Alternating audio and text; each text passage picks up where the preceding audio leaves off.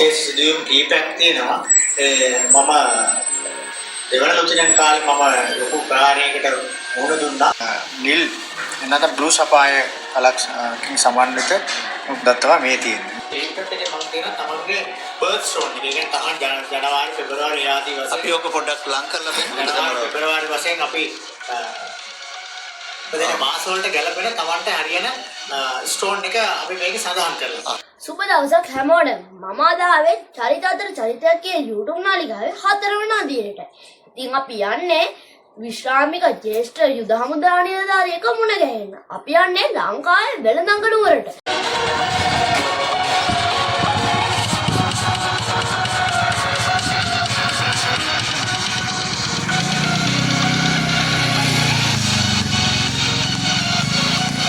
සුබ දවසක් හැමෝටම. චරිත අතර චරිතයක් YouTube නාලිකාවේ අද අපි සුවිශේෂී චරිතයක් මුණ ගැහෙන්න ආවා. ඔහු විශ්‍රාමික යුද හමුදා නිලධාරියෙක්. දැන් ව්‍යාපාරිකයෙක්. අපි ඔහුගේ ජීවිතය සම්බන්ධයෙන් ඔහුත් එක්ක කතා කරමු. ඔබතුමාට සුබ උදෑසනක්. සුබ උදෑසන. හොඳයි. අපි ඔබතුමාගේ නම, ගම, පදිංචිය වගේ විස්තර ටිකක් දැනගමු. මගේ නම ලාල් සිරිවර්ධන. මම පදිංචිය දැනට මාළපෙල් ප්‍රදේශයේ. මම ඉපදුනේ කුරුණෑගල ප්‍රදේශයේ තමයි මම මුලින්ම ඉපදුනේ. නමුත් දැන් මම මාළවේ අවුරුදු 25 කාලයක් තුළ ජීවත් වෙනවා. ඒ කියන්නේ ඔබතුමා ගමෙන් කොළඹට ආපු චරිතයක්. ඇත්තම හරි. හොඳයි. ඔබතුමාගේ දෙමව්පියෝ, සහෝදර සහෝදරියෝ වගේ ඒ වගේ විස්තර ටිකක් අපිට කියන්න. මගේ තාත්තාගේ නම සිරිවර්ධන. අම්මා පුංචි මැණිකේ ජයසුන්දර. ඒ දෙන්නම ගෝවිදන් තමයි ඉඳලා. මගේ සහෝදරයෝ දෙන්නෙක් ඉන්නවා. ලොකු අක්කා කෙනෙක් හිටියා. එයා තමයි විශාඛ සිරිවර්ධන කියන්නේ. එයා දැනට ලංකාවේ උසම නිලිය. පොඩි බාධා කිරීමක් කරනවා. ඔබ මම අහන්න යන ප්‍රශ්නෙට ඔබ උත්තරේ දුන්නා ඔබතුමා. ඒ කියන්නේ විශාඛ සිරිවර්ධන අර ප්‍රසිද්ධ අපි ගරු කරන නිලිය ඔබතුමාගේ වැඩිමල් සහෝදරයෙක්. මමත් ඒක දැන් මේ පළවෙනි වතාවට දැනගත්තේ. සන්තෝෂයි. හොඳයි කියාගෙන. ඒකට තව නංගිලි මල්ලේ ඉන්නවා. ඒ දෙන්න ගුරුවරයෙක් තමයි නිරත වෙලා ඉන්නේ. හොඳයි. එතකොට ඔබතුමාගේ පාසල් කාලේ අපි දන්නවා හැමෝටම සුන්දර පාසල් කාලයක් තියෙනවා. සමහර අයගේ කටුක පාසල් කාලයක් තියෙන්නත් පුළුවන්. ඔබතුමාගේ පාසල් කාලය ගැන කොහොමද ඔබතුමාගේ? මම නක්කවත් මහින්ද මධ්‍යම විද්‍යාලයෙන් තමයි අධ්‍යාපනය ලැබුවේ. ඒ ලැබලා නැවත කැලණිය විශ්වවිද්‍යාලයේ බාහිර උපාධි පාඨමාලාවක් හදාරුවා. පසුව තමයි මම ශ්‍රී ලංකා යුද හමුදාවට එකතු වුනේ. හොඳයි. බාහිර උපාධි පාඨමාලාවක් කිව්වේ මේ මොකද්ද උපාධිය? මම කලා විෂය දාලාවෙන් තමයි බාහිර උපාධිය ලැබෙන්නේ. හොඳයි. කියන ඔබතුමා යම් ඇත්තටම කිව්වොත් උගතෙක්.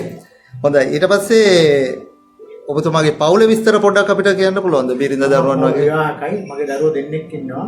එක වැඩිමල් දිනේ දැනට ජයවර්ධනපුර විශ්වවිද්‍යාලයේ අධ්‍යාපනය ලබනවා. හොඳයි. අපි දන්නවා ඔබතුමා ශ්‍රී ලංකා යුද හමුදාවේ ගෞරවනීය රැකියාවක් කළා නිලධාරියෙක් විදිහට විශ්‍රාම ආරන් තියෙන්නේ. අපි කැමති ඒ තොරතුරු දැනගන්න. ඔබතුමා කොයි කාලෙද යුද හමුදාවට ඇතුළු වුණේ? ඔබතුමාගේ රෙජිමේන්තුව, එතකොට මොනවද යුද හමුදාවේදී ඒ කාලය තුල දාලෝකු තනතුරු මේ වගේ විස්තර ටිකක් අපිට පොඩ්ඩක් කියන්න. 1995 තමයි ශ්‍රී ලංකා යුද හමුදාවට බැඳුනේ. ශ්‍රී ලංකා යුද හමුදාවට 1995 බැඳුනේ. ශ්‍රී ලංකා ජාතික බැඳලා මම කැඩට් නිලධාරියෙක් හැටියට තමයි ශ්‍රී ලංකා යුද හමුදාවට බැඳුනේ. එදලා නැවත මම ඉස්රායලෙන් පසු ජාතික ආරක්ෂක බලමුළුව කියන යුද හමුදාවේ විශාලතම රෙජිමේන්තුවේ නිලධාරියෙක් හැටියට තමයි මම සේවය කළේ. ඒක ගැන නිකන් ටිකක් කිව්වොත් එහෙම අපි දැන් බොහොම ප්‍රසිද්ධ රෙජිමේන්තු ගැන අහලා තියෙනවා. ඔය ශ්‍රී ලංකා ජාතික ආරක්ෂක බලමුළුව කියන රෙජිමේන්තුව ගැන පොඩ්ඩක් තව පැහැදිලි කිරීමක්. ජාතික ආරක්ෂක බලමුළුව තමයි ස්වේච්ඡා බල සේනාවේ තියෙන විශාලතම රෙජිමේන්තුව. විශාල බටපිරිසක් සිටින රෙජිමේන්තුව හැටියට තමයි අපේ යුද්ධ කාලේ අපේ රෙජිමේන්තුව තමයි වැඩිම ප්‍රමාණයක් හිටියේ. වැඩි ඒකක ගාණක් තිබුණු විශාල රෙජිමේන්තුවක් තමයි ශ්‍රී ලංකා ජාතික ආරක්ෂක බලමුළුව කියන්නේ. විශේෂයෙන් නගරවල සහ වනාන්තරයේ හැමතැනම north and east වල එම ලංකාවේ පුරාම අපේ සෙබළු විශේෂලා හිටියේ. හොඳයි. එතකොට ඔබතුමා විශ්‍රාම ගන්නකොට නිලය මොකද්ද? මම මේජර් තනතුරෙන් තමයි විශ්‍රාම ගන්නේ. හොඳයි. එතකොට රැකියාව කරන කාලේ යුද හමුදාව කියන්නේ බොහොම අත්දැකීම් ලැබෙන ස්ථානයක්. සාමාන්‍යයෙන් සිවිල් පුද්ගලයෙක්ට මුණ දෙන්න බැරි වෙන විදිහේ අභියෝග වෙන්න පුළුවන්, යන්න බැරි වෙන තැන් වෙන්න පුළුවන්.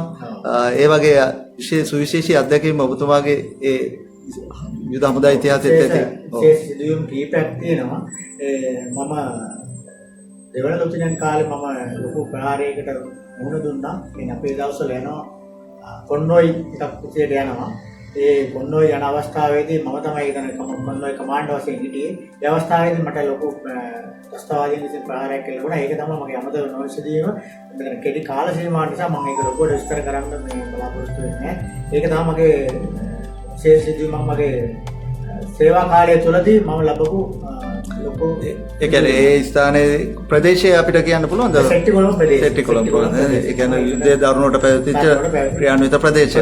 එතකොට ඔබතුමත් එක්ක ගිය කට්ටිය තුවාල ලැබුවා. තුවාල ලැබුවා මරණයටපත් වුණා 1996 තමයි මේ සිදුවීම. ඒ සතුරු පාර්ශවයේත් ඒ වගේම ප්‍රහාරය ලැබුණා. සතුරු ප්‍රහාරයටත් අපි සතුරන්ටත් අපි ඒ වගේම ප්‍රහාර දුන්නා. සතුරත් යම් කිසි ප්‍රමාණයක් එතන ජීවිතක්ෂයටපත් වුණා. ඒක තමයි ඔබතුමා ලැබපු අමතක නොවන සිදුවීම් කීපයක් අතරින් එකක්. හොඳයි. අපි දන්නවා දැන් ඔබතුමා සේවෙන් විශ්‍රාම ගත්තා. දැන් අපේ බොහෝම දෙනෙක් තෝරගන්නේ විශ්‍රාම ලැබීමෙන් පස්සේ සමාජයේ තවත් රැකියාවක් කරන්න. අපි ඒවයි වරදක් කියන්නේ. නමුත් ඔබතුමා තමුන්ගෙම කියලා ව්‍යාපාර කටයුතු වලට සම්බන්ධ වෙලා තියෙන බව තමයි පේන්නේ. දැන් අපි මේ රැස් වෙලා ඉන්න ස්ථානයේ කොළඹ නගරේ මුළු රටේම අගනගරේ කේන්ද්‍රස්ථානය පිටකොටුව ප්‍රදේශයේ එක් පැත්තකින් තියෙනවා ලේක් හවුස් අනිත් පැත්තෙන් තියෙනවා රීගල්. ඒ වටරවුම අතර තියෙන රටේ තියෙන ආර්ථික කේන්ද්‍රස්ථානයක තමයි ඔබතුමා දැන් මේ මොහොතේ රැඳී සිටින්නේ. අපි මේ ඉන්ටර්විව් කරන ස්ථානය. අපිට කියන්න දැන් ඔබතුමා මේ විශ්‍රාම ගැනීමෙන් පස්සේ මේ කරන ව්‍යාපාර කටයුතු මොනවද? ඇත්තටම මේ සන්න මම ව්‍යාපාර ගැනීමෙන් පසු ශ්‍රාම ගැනීමෙන් පසුව මම මැණික් ව්‍යාපාරයට තමයි බැස්සේ. කියන්නේ මගේ මැණික් ව්‍යාපාරය. සෑහෙන කාලයක් සිට මම මේකේ ආසාවක් තිබුණා. මම මේක අධ්‍යයනය කරා කොහොමද මේක මොකක්ද කොහොමද කින්දමන් කියන බලලා මම දැනට එතන ඒ ඔබ කිව්ව ස්ථානයේ රීගල් එක ලේක් හවුස් සීවේජ් රෙස්ටුරන්ට් එකේ මම කොළඹ එක ප්‍රදේශයේ මැණික් ව්‍යාපාරයක් කරගෙන යනවා. හොඳයි. මැණික් කියන දේවල් අපි නිකන් ගෙදර දොරේ ඉන්න දරුවට බිරිඳට පවා අපි මැණිකේ මැණික කියලා කතා කරන්නේ. ඒ තරම් තාම වටිනාකමක් තියෙන දෙයක් විදිහටනේ අපි සලකන්නේ. එතකොට දේශීය කෙනෙක්ට මේ වගේ දෙයක් අතපත ගන්න තියා ඇහැට දකින්නවත් හම්බ වෙන්නේ නැහැ. ඔය පින්තූරකෙන් අවරගේ මේ දැක්කොත් මිසක්. ඉතින් දැන් මට පේනවා ඉතා විශාල මැණික් ප්‍රමාණයක් ඔබතුමාගේ පිටිපස්සේ තියෙනවා. ඔබතුමාට පුළුවන් නේද අපිට මේ ඉන්න ප්‍රේක්ෂකයින්ට මේ සම්බන්ධයෙන් පොඩි හඳුන්වා දීමක් කරන්න? මුලින්ම මම ඔබතුමාට කියලා දෙන්නම් මේ අපි ඉස්සෙල්ලා පටන් ගමු. මෙන්න දැන් මේ මගේ අතේ මේ තියෙන මේ නවරත්න ගල් කියන එක. මේ නවරත්න අපේ හැමෝම දන්නවා මේ නවරත්න ගල් කියන එක. ඒකෝට මේක අපේ අපලයන් උරු කර ගන්න ගොඩක් කට්ටිය දන්නේ ජ්‍යොතිෂාස්ත්‍රය පවා කියනවා නවරත්න ගල් පළඳින්න කියලා. ඒකෝට ඇත්තටම අපිට මේකෙන් වෙන්නේ තමන්ගේ තියෙන ෆ්‍රීකවෙන්සි එක. ඒ කියන්නේ ඕරා එකේ තියෙන ෆ්‍රීකවෙන්සි එක වැඩි කර ගන්න පුළුවන් අවස්ථාවක් තමයි මේ නවරත්න ගල් පැලඳීම. ඒකෝට මම යාසිකින්නේ මේක පැලඳීමෙන් තමන්ගේ අපිට මේක තියෙනවා අපේ එක එක පරිමාණ වලට මේ ගල් කප්පුවා මෙයා කරපුවා විවිධ මිල ගණන් වලට තියෙනවා. දේවල් තියෙනවා. ඒකෙන් අපිට පුළුවන් තමන්ගේ තියෙන හයි ෆ්‍රීකවෙන්සි එකක් ගන්න පුළුවන් මේක පැලඳීම. ඒ වගේම අපි ඒකේ විස්තර තියෙනවා මම ලීෆ්ලට් එකක් තියෙනවා. ඒ ලීෆ්ලට් එකේ මම තියෙනවා තමන්ගේ බර්ත් ස්ටෝන් එක. ඒ කියන්නේ තමන් ජනවාරි පෙබරවාරි ආදී වශයෙන් අපි ඕක පොඩ්ඩක් ලං කරලා බලමු. ජනවාරි පෙබරවාරි වශයෙන් අපි ඉපදෙන මාස වලට ගැලපෙන තමන්ට හරියන ස්ටෝන් එක අපි මේකේ සඳහන් කරලා. ඒ වගේම තියෙනවා මේකේ තව තමන් කරන රැකියාවට අනුව. අපි කියමු බැංකු ව්‍යාපාරිකයෙක්, ගුරුවරයෙක්, ඒ වගේම ආරක්ෂක අංශයේ නීතිඥයෙක්, ඒ වගේ ව්‍යාපාරිකයෙක් එයාට ගැලපෙන මේකක් තියෙනවා. ඒකේ පළඳින්න. ඒක මගේ ගාව තියෙනවා. ඒකට ගැලපෙන ඇවිල්ලා මට රැකියාව කියනවා. ඒකට ගැලපෙන ජෙම් එක මගේ ගාව තියෙනවා. මේක අපි පෙසස්ලා සෙමි පෙසස් වශයෙන් කොටස් දෙකකට බෙදෙනවා ජෙම් වල. ඒකේ අපිට තෝරලා දෙන්න පුළුවන් මොකක්ද මේකට සුදුසු වෙන ආකාරයෙන් මගේ ගාව ඒ ලීෆ්ලට් එකක් තියෙනවා. මම ඒක දැන් කැමති කෙනෙක්ට මේක ඔබතුමා සම්බන්ධ කරගෙන ගන්න පුළුවන්. වැඩේ ගන්න පුළුවන්. මේ ඔබට දකින්න ලැබෙන්නේ මේ මහත්තුරු විසින් බලන ලද මුද්දා. මේකට අපි නිල් ගලක් එහෙම නැත්නම් බ්ලූ සපාය එකක් අල්ලලා තමයි ඔබ නිෂ්පාදනය කරලා තියෙන්නේ. ඒතර මේක අපි ජාත්‍යන්තරයේ දක්වා ගෙනියන මුද්දා. මේක දැන් අපිට සාමාන්‍ය මේ ලෝකල් මාකට් එකෙත් අපි මේක දකින්න තියෙනවා. අපේ ෂොප් එකේ මේක තියෙනවා මේ අවස්ථාවේදී. ඒ වගේම මේ වලදින්න සූදානම් කරන ලද පෙන්ඩන් එකක්. මේකේ බ්ලූ සපායකල් දෙකක් අල්ලලා තියෙනවා. මේ මෝස්තරේ සහ විවිධ මෝස්තර වලින් අපි ගාව මේ ඒ ආභරණ අපි සූදානම් කරලා තියෙනවා. මේ දැන් ඔබට දකින්න ලැබෙන්නේ එමරල් වර්ගයේ ගල. එමරල් කියන මරකත. එහෙම නැත්නම් පච්ච කොළ පාටට තියෙන ගල. මේකෙනුත් අපිට පුළුවන් අපේ ඕනම කෙනෙක්ට මේ ගල සම්බන්ධ කරලා ආභරණයක් සාදාගත්තොත් එයාගේ ෆ්‍රීකවෙන්සි එක උඩට නංග ගන්න පුළුවන්. මේ හයි ෆ්‍රීකවෙන්සි එකක් දක්වා මේක වර්ධනය කරගන්න පුළුවන් මේ මරකත කියන මණික පැලඳීමේ. ඒ වගේම මම කලින් සඳහන් කළා වගේම කොළ පාට සහිත ගල්. ඒ කියන්නේ මේ green onyx වර්ග මෙතන තියෙනවා. ඒ onyx වර්ග පළඳියාගෙන ගැනීමෙත් ඔයාගේ ෆ්‍රීකවෙන්සි එක උසස් තැනකට ගන්න ඔබට පුළුවන් වෙනවා. ඒ වගේම මේ ගානට් වර්ග මේ තියෙන ගානට් වර්ග ඒ ගානට් පැලඳීමෙන් සහ ඒ වගේ තියෙනවා ගෝමේද විවිධ රත්න ගෝමේද ඒ ආදී වශයෙන් තියෙනවා.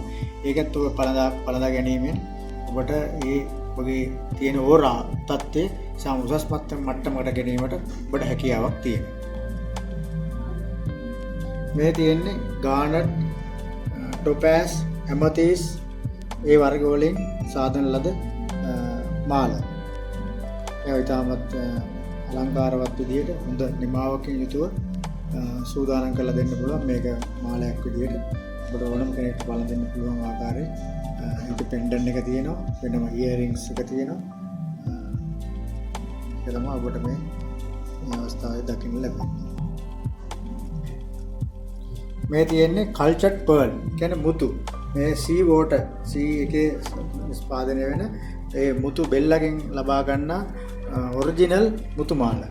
මේ ඔයාලට දකින්න ලැබෙන්නේ මේ ඇගේට් කියන ගල් විශේෂයෙන් සාදන ලද මුදු. මේක අරාබිකරයේ ගොඩාක් ප්‍රසිද්ධයි. යෙමනේ රජතුමා පවා පළඳින්නේ ওই ඇගේට් වර්ගයේ මුදු. ඒවා ලබා ගන්න පුළුවන් අපේ මේ ෂොප් එකේ.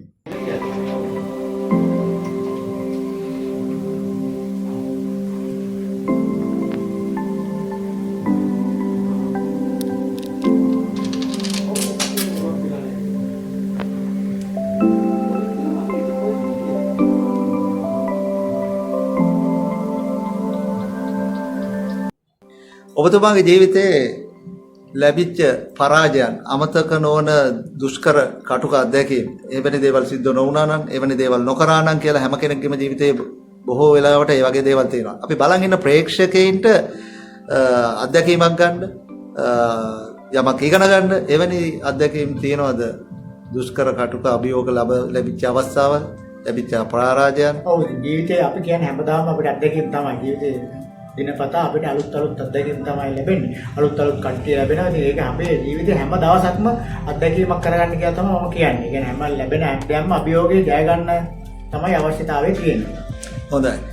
ලැබිච්ච ජයග්‍රහණ ඔබතුමාගේ යුද හමුදා ජීවිතයේ ලැබිච්ච යම්කිසි වරප්‍රසාද වෙන්න පුළුවන්, නිලතනතුරු වෙන්න පුළුවන්. එහෙම නැත්නම් මේ පුද්ගලික ජීවිතයේ ලැබිච්ච ජයග්‍රහණ වෙන්න පුළුවන්. සමහරවිට දරුවෙක් ලැබිච්ච දවසක් වෙන්න පුළුවන්. එහෙම නැත්නම් ඕනම දෙයක්. ඒවත් ඇත්තටම මේ දරුවෝ ලැබීම, බිරිඳ ලැබීම ඒවත් ඇත්තටම වටිනා දේවල් තමයි. නමුත් ඒ අවස්ථාවේ මම ජයග්‍රහණයක් හැටියට මම යුද හමුදාවට වඩා මම දැන් හිතනවා මට මේ මැණික් ව්‍යාපාරයට එන එක මේ ගොඩක්ම වටිනාකමක් හැටියට මේ ව්‍යාපාර කටයුත්තට මුලපිරීම සම්බන්ධ වීම. මම එතනින් ප්‍රධාන වශයෙන් මම මේවා කරන්න ඕන මම මේ මැණික් ව්‍යාපාරයේ දැවැන්තයෙකු. මැණික් ව්‍යාපාරයේ හොඳ අත්දැකීම් තියෙන අත්දැකීම් බහුල චරිතයක් තමයි ලකී වරාගොඩ කියන්නේ. මම එතුමාගෙන් තමයි මේ ඇත්තටම මේ ගුරුවරුකම් ලබාගෙන මේ වැඩ කටයුතු කරගෙන යන්නේ. එතුමාට ලොකු මේ සම්බන්ධව ලොකු දැනීමක්, ලොකු හැකියාවක්, ලොකු පරාසයක ජීවත් වුණ චරිතයක් තමයි ලකී වරාගොඩ කියන්නේ. එතුමා තමයි මම මේ ස්ථානයේ මේ අපි මේ වගේ දෙයක් කරමු කියලා මට මූලාරම්භය දීලා මේ වැඩ කටයුතු වලට මාව යොමු කළේ. ඉතින් මම එතනට ගරු කරනවා. මගේ ලොකු ජයග්‍රහණයක් තමයි මේ අවස්ථාව මට ලබා දීලා මම මේ මාර්ගයට යොමු කරලා ඒ නියම ආකාරයෙන් මේ ව්‍යාපාරය කරගෙන යන්න මට මාව උනන්දු කිරීම සහ දැනුවත් කිරීම සම්බන්ධව මම එතුමාට විශේෂයෙන් මේ අවස්ථාවේදී ස්තුතිවන්ත වෙනවා. හරි එහෙනම් අපි ඔබතුමාටත් ස්තුති කරනවා. අපි ඔයාලට එතුමාව හඳුන්වලා දුන්නාට මේ සාකච්ඡාවට කලින් මමත් එතුමාව හම්බ වුණා. අපි එතුමත් එක්කත් ඉදිරියේ අපේ ප්‍රේක්ෂකයන් දැනුවත් කිරීම සම්බන්ධයෙන් තවත් වැඩසටහනක් කරන්න බලාපොරොත්තු වෙනවා. ඒකම අපි ඔබතුමාගෙන් අහන්න කැමති පුද්ගලයන් ජීවත් වෙනකොට ජීවිතයේ ජයග්‍රහණ ලැබීම සම්බන්ධයෙන් විවිධ දේවල් ගැන විශ්වාසය තබනවා. සමහරු තමුන්ගේ බුද්ධිය, ධෛර්යය වගේ දේවල් ගැන විශ්වාසය තියෙන අතර සමහරු විශ්ව ශක්තිය වෙන්න පුළුවන්. එහෙම නැත්නම් දෛවය වගේ දෙයක් ගැන, වාසනාව ගැන විශ්වාස තියෙනවා. ඔබතුමා කොහොමද ඒ තමුන්ගේ ශක්තිය, බුද්ධිය, ධෛර්යය ගැනද විශ්වාසය තියන්නේ? එහෙම නැත්නම් ඒ නොපෙනෙන බලවේග දෙවියන් වෙන්න පුළුවන් විශ්ව ශක්තිය, ඒ වගේ දේවල් ගැනද විශ්වාසය තියන්නේ? ඔබතුමා මම ඇත්තටම මේ ස්වභාව ධර්මය ගැන ගොඩාක් විශ්වාස කරනවා. ස්වභාව ධර්මය සහ මේ විශ්ව ශක්තිය පිළිබඳව විශ්වාස කරනවා. දැන් අපි උදාහරණයක් ගත්තොත් මැණික් වලත් මේ ස්වභාව ධර්මයෙන් නිර්මාණය වෙන දේවල්. මේක කවුරුත් නිර්මාණය කරන දෙයක් නෙවෙයි. ස්වභාවිකව නිපද වෙන දෙයක්. ඒක විශ්වාසය මත තමයි මේක කෙනෙක් පළඳිනවා නම් පළඳිනවා. ඒකට තමයි ඒකේ දෙගුණ වෙලා ඒක ප්‍රතිඵලය ලැබෙන්නේ. ඒ වගේම ස්වභාව ධර්මය සහ මේ ධර්මයේ සම්බන්ධව මම ලොකු විශ්වාසයකින් තමයි වැඩ කටයුතු කරන්නේ. හොඳයි. අපි දන්නවා ජීවිතයේ බොහෝ දේවල් වලට මුදල් අත්‍යවශ්‍යයි. ඒක තමුන්ගේ අවශ්‍යතා ඉෂ්ට කරගන්න වෙන්න පුළුවන්. එහෙම නැත්නම් තමුන්ගේ යුතුයකම් කරන්න, සමාජයට සේවයක් කරන්න, ඒ වගේ දෙයකට වෙන්නත් පුළුවන්. ඒ මොනවත් නැත්නම් අදිසියේ ලෙඩක් දුකක් හැදුනාම මුදල් අවශ්‍යයි. මුදල් සම්බන්ධයෙන් ඔබතුමාගේ තියෙන මතය කොහොමද? මේ මිනිස්සුන්ට මුදල් අවශ්‍යයි. ජීවත් වෙන්න මුදල් නැතුව ජීවත් වෙන්න බෑ.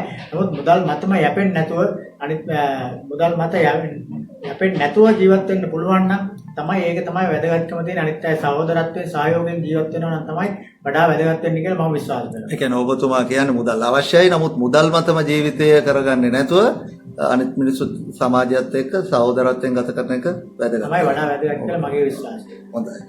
හොඳ අදහසක්. එතකොට මේ තියෙන සමාජය ගැන කොහොමද ඔබතුමාගේ අදහස? දැන් කියනවා එක පරම්පරාවල් තියෙනවා, ජෙන්සි පරම්පරාව දැන් ඉන්නේ කියලා කියනවා නේද? එතකොට දැන් මේ සමාජය ගැන ඔබතුමාගේ මතය කොහොමද? සමාජය ගත්තාම එක කාල වකවාන වලට වෙනස් වීම වෙනවා. නමුත් දැන් ඇවිල්ලා තියෙන ඇත්තටම ඉලෙක්ට්‍රොනික ඒ වගේ ස්මාර්ට්ෆෝන් ඒ වගේ සමාජයක් තමයි දැන් ඇති වෙලා තියෙන්නේ. නමුත් ඒක හොඳ අතරේ පත් කරගන්න අපිට ලැබෙන හැමදේම අපි බාර ගන්න නැතුව අපිට ලැබෙන හොඳ දේවල් පමණක් අපි බාර අරගෙන කටයුතු කරනවා නම් තමයි වඩාත් වැදගත් කියලා තමයි මම විශ්වාස කරන්නේ. හොඳයි. අපි හැමෝගෙම ජීවිතවල එක්තරා කාලයක ආදර්ශයට ගන්න චරිත තියෙනවා. අපි කුඩා කාලේ අපේ දෙමව්පියන්ව. ඊට පස්සේ පාසල් සමයේ අපේ ගුරුවරු වෙන්න පුළුවන්. මේ වගේ ඔබතුමාගේ ජීවිතේ හැඩවගස්වා ගැනීමට යම් කිසි චරිත බලපාන්න ඇති. සමහරුන්ට එහෙම චරිත නැති වෙන්නත් පුළුවන්. ඔබතුමාගේ ගැන කොහොමද තියෙන අත්දැකීම? මොන හරි චරිත ඔබතුමා අනුගමනය කරාද? මුලින්ම මගේ චරිත තමයි මගේ අම්මයි තාත්තයි. දෙමාපියන් තමයි මම අංක 1ට විශ්වාස කරන්නේ. ඊළඟට මගේ බුදුරජාණන් වහන්සේ. ලෝතර බුදුරජාණන් වහන්සේ තමයි මගේ ඊළඟ වීර චරිතය වැඩියට මම පිළිගන්නවා. හොඳයි. ඊළඟ ප්‍රශ්නේ තිබුණා ඇත්තටම ඔබතුමා ආගමක් දහමක් අදහනවද කියන එක. ඒතකොට දැන් මේ ප්‍රශ්නෙට පිළිතුර ලැබුණා. ඒ කියන්නේ තව මොන හරි වැඩිපුර දෙයක් කියන්න පුළුවන්ද? ඔබතුමා අදහන ආගම දහම ගැන දැන් අපිට එළිතුරා ස්වභාව දහමත් එක්ක ජීවත් වෙනවා නම් එයාට කවදාවත් වරදින්නේ නැහැ. ස්වභාව ධර්මයට ගරු කරලා ඒ ආනුව ජීවත් වෙනවා නම් අපිට හොඳ ජීවිතයක් ගත කරන්න පුළුවන්. මම එතනින් අදහස් කරන්නේ නිරෝගීමත් මනසක්, නිරෝගීමත් කායික සෝයක් ඒ වගේ ලබා ගන්න පුළුවන් ස්වභාව ධර්මයත් එක්ක සමාජ වටපිටාවත් එක්ක ප්‍රසාරයත් සමග ඒකට අවනත වෙලා ගත කරනවා නම් ඒක තමයි වඩාත් වැදගත් කියලා මම විශ්වාස කරනවා. හරි. එතකොට මට අවසාන ප්‍රශ්නෙට එළඹෙන්න කලින් මම කැමතියි තව ප්‍රශ්න දෙකක් යොමු කරන්න. බොහෝ පුද්ගලයන් මරණින් පසු ජීවිතයක් ගැන විශ්වාස කරනවා. ඔබතුමාගේ අදහස කොහොමද? මම මරණින් පසු ජීවිතයක් ගැන විශ්වාස කරනවා. තියෙනවා කියලා එහෙම දෙයක්. ඊට පස්සේ මම ගැහුවොත් එහෙම ඔබතුමාගේ අපි මේ සාකච්ඡාවේ අවසානයකට ලං වෙලා තියෙනවා. අනාගත බලාපොරොත්තු ඔබතුමා මුලින් යුද හමුදා නිලධාරියෙක් විදිහට රාජකාරී කරා. මේජවරයෙක් විදිහට විශ්‍රාම ලැබුවා. දැන් හොඳ ව්‍යාපාරික ක්ෂේත්‍රයකට හොඳ හවුල්කරුවෝ පිරිසක් එක්ක යොමු වෙලා තියෙනවා. අනාගත බලාපොරොත්තු මම ඇත්තට මේ මැණික් ව්‍යාපාරයේ ඒ සම්බන්ධව ඉදිරියට ගමන් කරන්න මේ මගේ අනිත්යෙන් මගෙත් එක්ක වැඩ කරන මම විශේෂයෙන් මම මතක් කරලා කිවරාගොඩ අයියත් එක්ක මම අයියා කියලා කතා කරන්නේ මගේ සහෝදරේ එයාත් එක්ක මේ ලොකු ගමනක් යන එක තමයි මගේ බලාපොරොත්තුව. ඒ කියන්නේ මේ ව්‍යාපාරයේ ක්ෂේත්‍රයේ ඇදලා ඉන්න එක තමයි දැනට මගේ තියෙන බලාපොරොත්තුව. අපි ඔබතුමාට ඒ සම්බන්ධයෙන් සුබ පතනවා ඒ බලාපොරොත්තු ඉෂ්ට වෙන්න කියලා. අවසාන වශයෙන් සමාජයට දෙන්න පුළුවන් පණිවිඩය මොකක්ද? මොකද යහපත් පුරවැසියෙක් විදිහට ජීවත් වෙනවා නම් තමයි වැදගත්. ඒක අනිත් අයට බරක් නෙවෙයි, කරදරයක් නෙවෙයි. යහපත් පරිදයක් විදිහට ඉන්නවා නම් ඒක තමයි මම සමාජයට දෙන්න තියෙන පණිවිඩය. මේ ස්වභාව ධර්මය ඒක විශ්වාස කරගෙන මේ විශ්වයත් එක්ක ගනුදෙනු කරගෙන ජීවත් වෙනවා නම් ඒක තමයි වඩා වැදගත් කියලා මම සමාජයට දෙන පණිවිඩය ඒකයි. හොඳයි අපි දැන් අවසානයේට පැමිණලා තියෙනවා චරිත අතර චරිතයක් වැඩසටහනේ. අද අපි සාකච්ඡා කරේ විශ්‍රාමික යුද හමුදා මේජර් ලාල් සිරිවර්ධන දැන් අපි කිව්වොත් එහෙම මහතා සමග අපි ඔබතුමාට බොහොම ස්තුති කරනවා අපේ නාලිකාවත් එක්ක එකතු වුණාට. ඒකම ඔබතුමා බලාපොරොත්තු වෙන ඒ විශ්‍රාමික දිවිය ඒකම දැන් ගත කරන ඒ ව්‍යාපාරික ලෝකයේ ඔබතුමා බලාපොරොත්තු වෙන ගමන ඒ විතරක් නෙමෙයි පෞල් ජීවිතය සර්ව ප්‍රකාරයෙන් සාර්ථක වෙන්න කියලා සුබ ප්‍රාර්ථනා කරනවා. ආයුබෝවන්. අපිත් එක්ක එකතු වුණ ඔය හැමෝටම ස්තුතියි. ඉතින් අපි සබ්ස්ක්‍රයිබ් කරන්න, ලයික් කරන්න, ෂෙයා කරන්න. අපි තවත් වීඩියෝ වලින් ඔයාලව හම්බෙන්න එනවා. ඉතින් අපි අදට මේ වීඩියෝ එක නම් ගිහිල්ලා එන්න.